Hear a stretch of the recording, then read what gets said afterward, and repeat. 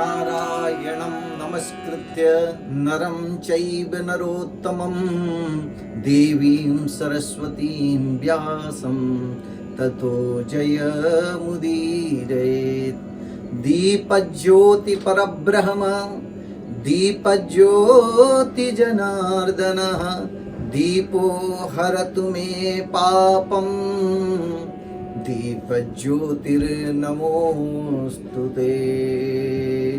गुरुर्ब्रह्मा गुरुर्विष्णु गुरुर्देवो महेश्वरा गुरुः साक्षात् परब्रह्म तस्मै श्री गुरुवे नमः। नमस्कार दोस्तों, मैं हूं धर्मदास शास्त्री। एक बार फिर से हमारे दिव्य ज्योति कार्यक्रम में आप सभी भक्तों का हार्दिक स्वागत, अभिनंदन। जैसा कि आप जानते हैं दोस्तों, कार्तिक का मास जीवन में कई खुशियां लाने का त्योहार है और कार्तिक का महीना कुछ खास होता भी है, क्योंकि इसी कार्तिक के महीने में माता लक्ष्मी इस धरा पर माता लक्ष्मी का प्रादुर्भाव हुआ था। ब्रह्म पुराण के अनुसार कार्तिक मास कृष्ण पक्ष अमावस्या की तिथि में माता लक्ष्मी जी का प्रादुर्भाव हुआ था। इसी दिन दिवाली का त्योहार धूमधाम से पूरे देश में मनाया जाता है। सभी जाति सभी धर्म के लोग दिवाली का पर्व धूमधाम से मनाते हैं। दोस्तों, जैसा कि आप जानते हैं, सत्य और ज्ञान का द्योतक दीप माना गया है। कोई भी पूजा करते हैं अथवा कहीं हमारी मन्नतें होती है, उसमें एक दीप अवश्य हम जलाते हैं। दीप ज्ञान का द्योतक होता है, कर्म का साक्षी होता है। बिना दीपक के कोई पूजा, कोई धर्म, कोई कार्य हो ही नहीं सकता। जिस पूजा करने गए, अगर वहां पर एक दीप नहीं जली तो आपकी पूजा अधूरी है, समझिए। क्योंकि ज्ञान के बिना, दीप के बिना पूजा कैसे संभव हो सकती है। इसीलिए दीपावली का पर्व, दीप आवली, दो शब्दों से दीपावली शब्द बना है। दीप का मतलब होता है दीपक, आवली का मतलब होता है लाइन, कतार। बहुत सारी दीपकों की एक लंबी कतार जहां बनाई जाए उसको दीपावली कहा गया। इसका शाब्दिक अर्थ है। दीपावली का यह त्योहार 5 दिनों का त्योहार होता है। सबसे बड़ा त्योहार धनतेरस से ये प्रारंभ होता है। त्रयोदशी, धनत्रयोदशी, इसके बाद चतुर्थी, यम चतुर्दशी, दिवाली, इसके बाद भाई दूज को यह कार्य 5 दिन का यह त्योहार पूरा होता है। अब इन 5 दिनों के त्योहार में कैसे हमारे जीवन में मां लक्ष्मी का प्रादुर्भाव, कैसे लक्ष्मी की कृपा बनी रहे, कैसे हम लक्ष्मी को प्रसन्न करें। क्योंकि दीपावली की रात्र में मां लक्ष्मी सबके घर घर जाती हैं और देखती हैं किस भक्त के घर में माता लक्ष्मी की पूजा हो रही है, अर्चन हो रहा है, आराधना हो रही है। उसी घर में मां लक्ष्मी विश्राम कर लेती हैं, ठहर जाती हैं। वो माता लक्ष्मी का ठहरना ही आपके जीवन में खुशहाली ला देता है। 3 रात्रियों का शास्त्रों में वर्णन, कालरात्रि, महारात्रि, मोह रात्रि, दारुणा। ये मोह माया की रात्रि है, अमावस्या। वैसे कहते हैं अमावस्या को कोई अच्छा कार्य नहीं करना चाहिए, अमावस्या लगी हुई है। लेकिन ये अमावस्या में मां लक्ष्मी जी का जन्म होने के कारण यही अमावस्या पूजनीय हो गई, सर्वत्र पूजनीय हो गई। तो जिसके ऊपर प्रभु की कृपा हो जाए वह सर्वत्र विजयी हो जाता है।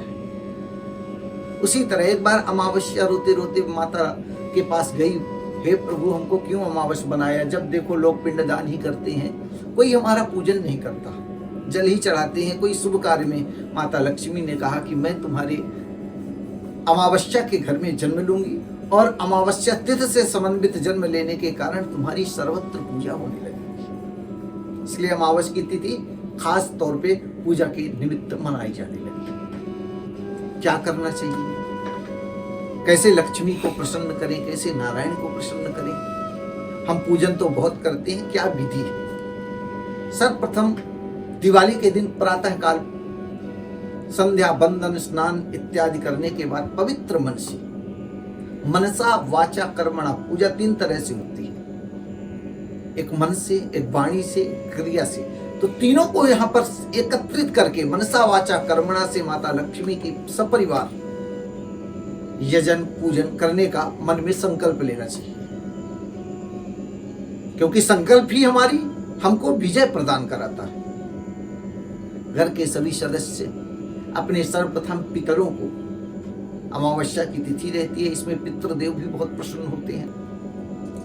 इसके बाद घर को साफ सफाई करें, सुंदर देवालय जो आपका मंदिर है इसमें जो वस्त्र इत्यादि होते हैं, विषय रहते हैं, भगवान को वस्त्र अर्पण रहते हैं, उन सभी वस्त्रों को निकालकर साफ सफाई सुंदर गंगा जल से पवित्र आत्मा मन से उनका पूजन करें। पूजन करने की विधि कई प्रकार से शास्त्रों में वर्णन है। पंचोपचार, षोडशोपचार, राजोपचार, 3 तरह की पूजा की विधि बतलाई गई।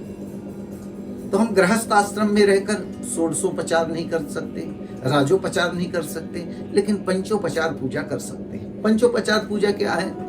भगवान को सुंदर स्नान कराया, वस्त्र पहनाया, टीका लगाया, सुंदर उनको हाल फूल पहनाया, जो कुछ भी आपके पास है, पत्रम पुष्पम फलम तोयम। भगवान कहते हैं कि मैं भावनाओं का भूखा हूं, तुम क्या देते ये मैं नहीं देखता हूं, कहां से देखते ये मैं जरूर देता हूं, कितना देते हो ये मैं नहीं देखता हूं, पर कहां से दे रहे हो ये जरूर देखता हूं। क्योंकि परमात्मा भाव का भूखा होता है और संसारिक आपके मित्र वर्ग हैं जो वो पदार्थ के भूखे, उनको सुंदर मिठाई का डिब्बा दोगे तब प्रसन्न होगे। भगवान को ये कुछ भी नहीं, आप भाव एक तुलसी का पत्र डालिए, उनको भोग लगाइए, प्रसन्न हो जाएंगे। सायंकाल के समय अपने द्वार का दरवाजा खोल करके रखिए, गैधूली के समय सुंदर द्वार पे 2 दीप जलाइए, क्योंकि माता लक्ष्मी के निमित्त दीप जला करके, दीप जो है प्रकाश का द्योतक है। हमारे जीवन में भी अंधकार है, हम कहीं ना कहीं भटके हुए हैं, तो वो दीप जो है हमारे जीवन से अंधकार को दूर करता है। कभी भी दीपक के नीचे कभी प्रकाश नहीं होता, वो दूसरों के लिए जलता है। कभी नदियां अपने लिए नहीं बहती, वृक्ष अपने लिए नहीं फलते, परमार्थ के लिए होते हैं। तो दूसरों को प्रकाश दे करके स्वयं अंधेरे में रहना, ये दीपक हमको एक शिक्षा भी देता है। तो माता लक्ष्मी की प्रसन्नता के लिए एक तुलसी के वृक्ष के पास जरूर ले जाकर के एक दीपक जलाएं। पूजा के निमित्त सबसे जो सुंदर समय बताया गया है, स्थिर लग्न में पूजा करनी चाहिए लक्ष्मी की। लग्न भी होती है, 12 राशियां होती हैं, 12 राशियों में 3 राशि जो होती है स्थिर लग्न की होती है। तो वृष, सिंह और वृश्चिक, ये 3 राशि जो रहती हैं स्थिर लग्न की होती है। स्थिर लग्न में अगर हम पूजा करते हैं तो लक्ष्मी हमारे घर में स्थिर होती है। चर लग्न में करें तो चलायमान होगी, दुस्वभाव में करें तो वो भी हमारे लिए उत्तम नहीं होगी। स्थिर लग्न में लक्ष्मी पूजा का विशेष प्रावधान रखा गया है। माता लक्ष्मी का पूजन करें, उसमें माता लक्ष्मी का ओम महालक्ष्मी नमः अथवा ओम श्रीम ह्रीम श्रीम कमले कमलालय प्रसीद प्रसीद ओम श्रीम ह्रीम श्रीम महालक्ष्मी नमः, इस मंत्र का जप करें। क्योंकि दिवाली की रात्र जो होती है साधना के लिए होती है। इस रात्रि में अगर कोई भी मंत्र की माला जप ली जाती है तो सिद्ध हो जाती है, सिद्धि के लिए होती है। इसीलिए ये मोह रात्रि है, माया की रात्रि मानी जाती है दीपावली की रात्रि। इसमें जितना आप कोई भी मंत्र का जप करोगे, कोई भी मंत्र का हवन करोगे, वो मंत्र आपका सिद्ध हो जाएगा। और जब हमारे मंत्र की सिद्धि हो जाती है तो हम जो चाहे वो कर सकते हैं।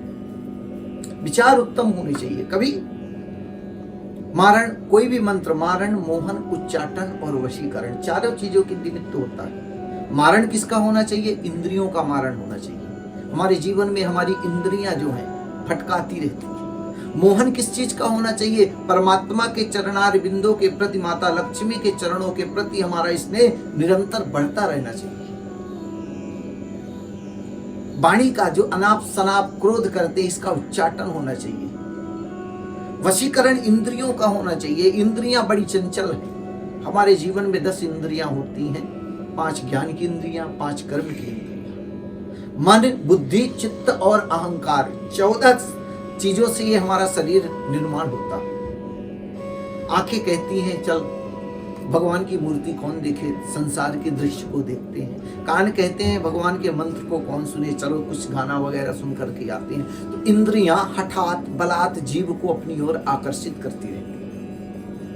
उद्देश्य लक्ष्य हमारा पूजन में इन्हीं चीजों के निमित्त होना चाहिए। परमात्मा के प्रति हमारा झुकाव, उस ईश्वर के प्रति जिसने हमको यह शरीर दिया, जिसकी सत्ता सर्वत्र व्याप्त है, जिसकी इच्छा मात्र से संसार प्रलय की गोद में समाहित होता है। जब उसकी इच्छा होती है तो संसार को बनाता है, वही संसार को चलाता है। संसार में कोई भी वस्तु स्थिर नहीं है। जो आया है वो जाएगा, जो गया है वो आएगा भी। पुनरपि जननम पुनरपि मरणम पुनरपि जननी जठरे शयनम। आवागमन का कुचक्र जीव के जीवन में बना रहेगा। तो जैसा कि आपने सुना, वृष, सिंह और वृश्चिक स्थिर लग्न में माता लक्ष्मी का पूजन करना सबसे प्रशस्त किया गया है शास्त्रों द्वारा। वहीं जो कुछ लोग चौघड़िया, अमृत, शुभ इत्यादि चौघड़ियों में भी अगर आप पूजन करते हो वो भी प्रशस्त की गई है। महाकाली, महालक्ष्मी और महासरस्वती, कुबेर, गणेश, इनका पूजन दिवाली में किया जाता है। महाकाली स्याही दवात के रूप में पूजन किया जाता है।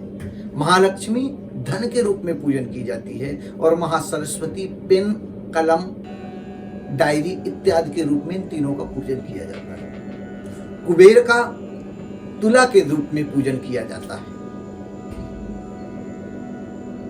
तो अगर यह सब पूजन हम करते हैं, इन सब की विधि पूजन करना, पूजन करने के बाद धूप, दीप, नैवेद्य इत्यादि से इनके चरणों में प्रशस्त करके प्रार्थना करना, ये दीपावली का पूजन हुआ। सुंदर एक कलश की स्थापना करें, विद्वान ब्राह्मणों को बुला करके षोडशोपचार से भी आप पूजन करवा सकते हैं। रात्रि में महालक्ष्मी के नाम से हवन इत्यादि का भी आयोजन आप कर सकते हैं। एक सायंकाल के समय में विशेष यम दीप जलाया जाता है। अमावस्या की रात में 4 मुख का दीपक, जिसको यमदीप कहते हैं, ये हर किसी को, याद रखिएगा, हर किसी व्यक्ति को घर में जलाना चाहिए। यह क्रिया आप करते हैं तो आपके जीवन से दरिद्रता कोसों दूर चली जाएगी। जो कार्यों में रुकावटें हैं वो भी दूर चली जाएगी। इसलिए यह क्रिया दिवाली की रात्रि में विशेष क्रिया मानी जाती है, जिसको हम कहते हैं यमदीप, दीपदान। हर व्यक्ति को अपने घर में अपने हाथ से दीपक जलाना चाहिए, वो दीपदान कहलाता है माता लक्ष्मी। हमारे बड़े बुजुर्ग जला दिए, नौकर चाकर से जलवा दिए, वो नहीं माना जाए। आप अपने हाथ से तेल का दिया जलाइए, घी का दीपक जलाइए। मोम का दीपक दीपक नहीं माना जाता। घी और तेल से समन्वित ही दीपदान में आता है। तो यमदीप जलाकर एक पितरों के निमित्त भी यह यमदीप जला सकते हैं। तो दोस्तों, अगर आप ऐसा कार्य करते हैं तो आपके जीवन से दरिद्रता अवश्य दूर हो जाएगी। अब दीपावली का पर्व क्यों मनाया जाता है, इसके मुख्य कारण क्या है, यह सब मैं आपको अब बताता हूं। आप ध्यान देकर सुनिए कि दीपावली पर्व मनाने के 10 प्रमुख कारण क्या है। तो आइए दोस्तों, जानते हैं दीपावली पर्व के 10 प्रमुख कारण, क्यों मनाई जाती है दीपावली, क्यों ये त्योहार हर जात धर्म विशेष के लिए सबसे बड़ा त्योहार माना जाता है, इसका क्या कारण है। दिवाली भारत के सबसे बड़े त्योहारों में गिना जाता है। त्योहार, दिया जलाना, खुशियां बांटना, लोग एक दूसरे के गले लगना, मिठाइयां बांटना, चाहे वो किसी भी जाति का हो, धर्म का हो, हर किसी को आज गले लगाया जाता है। क्या कारण है इतना? तो ये सर्वप्रथम पहला कारण तो माता लक्ष्मी जी का प्रादुर्भाव। दिवाली के ही दिन अमावस्या कार्तिक कृष्ण पक्ष के दिन माता लक्ष्मी जी की उत्पत्ति हुई। एक बार देवताओं और राक्षसों में बहुत भयंकर युद्ध हुआ। दोनों में, दानवों और दैत्यों में युद्ध हुआ। निष्कर्ष निकला क्या किया जाए, सागर मंथन का प्रोग्राम बनाया गया। मंदराचल पर्वत को मथानी बनाई गई, वासुकी नाग की रस्सी बनाई गई, एक तरफ देवता और एक तरफ दानव मिलकर के सागर मंथन किया। ये कोई छोटा कार्य नहीं था। समुद्र को मथना, उसमें से रत्न की उत्पत्ति करना बहुत बड़ा कार्य था। दोनों ने मिलकर के मंथन शुरू किया। उस मंथन में 14 रत्नों की उत्पत्ति हुई। उन 14 रत्नों में एक अमृत भी रत्न था।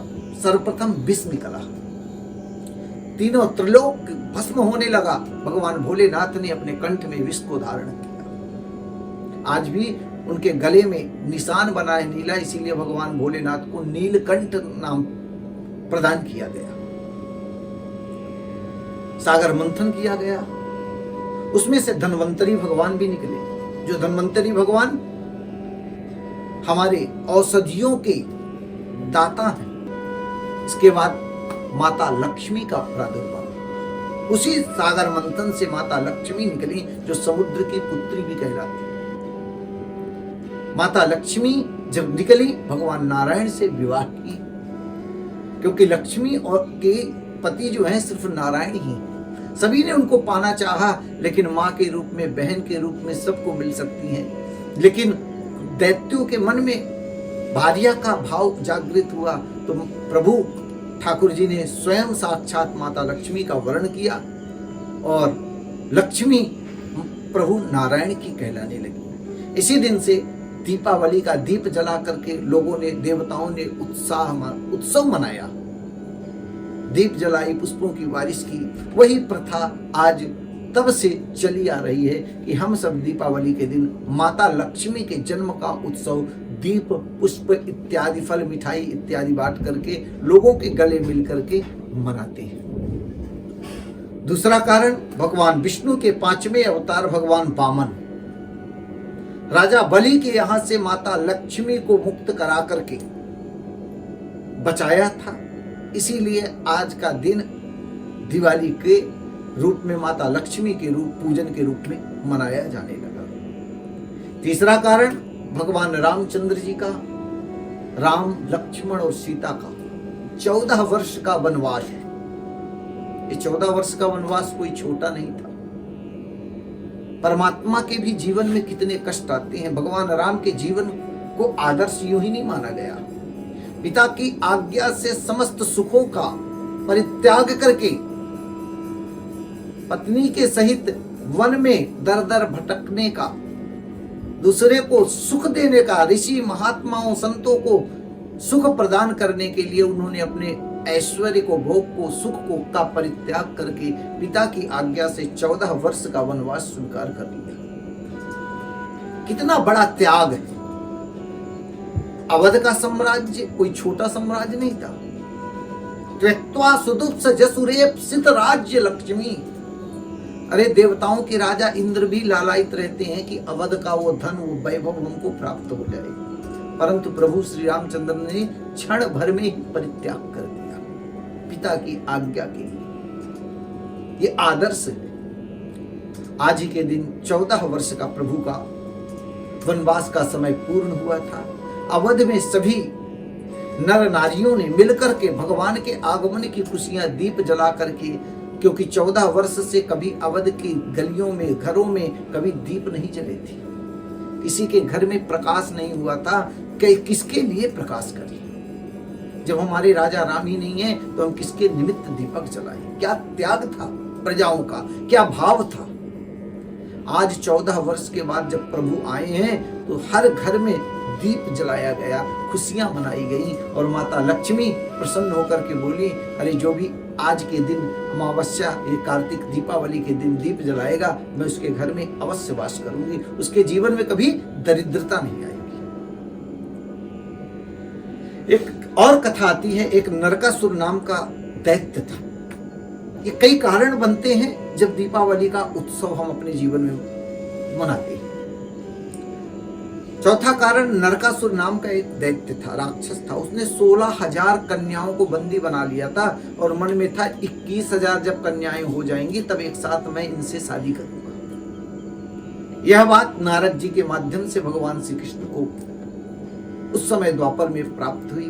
भगवान ने आक्रमण किया, नरकासुर से भयंकर युद्ध हुआ, उसका उद्धार करके प्रभु ने 16,000 उसके बंदी गृह में कैद कन्याओं को रिहा कराया कि जाओ आज तुम स्वतंत्र हो गए। वही 16,000 कन्याएं भगवान कृष्ण के चरणों में गिर पड़ती हैं, प्रभु हमारे सामने दो ही रास्ते हैं, क्या बात है, अब तो तुम स्वतंत्र हो गई हो। बोलिए, नरकासुर जिस राज्य में आक्रमण करता था, राजा को मार डालता था और प्रजाओं की जितनी कन्याएं थी हरण करके ले आता था। एक कुलीन परिवार की स्त्रियां यदि एक बार घर से निकल जाएं तो क्या उसको दूसरा व्यक्ति स्वीकार करेगा? ये प्रथा है। अब हमारे लिए दो ही रास्ते हैं, या तो हम आत्महत्या कर ले या तो हमको स्वीकार कर लीजिए। प्रभु ने कहा हम तो बचाने आए थे, बड़ा धर्म संकट पैदा हो गया। प्रभु ने कहा कोई बात नहीं, हम तुमसे विवाह करेंगे। तो आज दीपावली के अवसर पर प्रभु ने उन 16,000 कन्याओं से एक साथ विवाह किया और उनको अभयदान प्रदान किया। इसीलिए प्रभु की 16,108 पटरानियां। यही पांडवों का भी 12 वर्ष के वनवास आज ही के दिन पूरा हुआ। इसीलिए दिवाली का उत्सव सारे समाज, धर्म, जाति के लोग बड़े धूमधाम से मनाते हैं। दोस्तों, यह दीपावली का पर्व आपके जीवन में खुशियां लेकर के आए। आप सब परिवार मिलकर के इस दीपावली का उत्सव मनाइए, अपने जीवन में खुशियां लाइए। यही हमारी आप सबके लिए बहुत बहुत शुभकामनाएं हैं और आप सभी भक्तों को दीपावली की हार्दिक शुभकामनाएं। दोस्तों, आपने ये देखा हमारा दीपावली स्पेशल। मैं हूं धर्मदास शास्त्री, आप देख रहे हैं हमारा दिव्य ज्योति कार्यक्रम। अगले एपिसोड में फिर से कोई नई खोज, नया त्योहार का विधि आपके सामने लेकर के प्रस्तुत होंगे। तब तक के लिए आप सबको हमारा नमस्कार। जय माता दी, जय माता दी।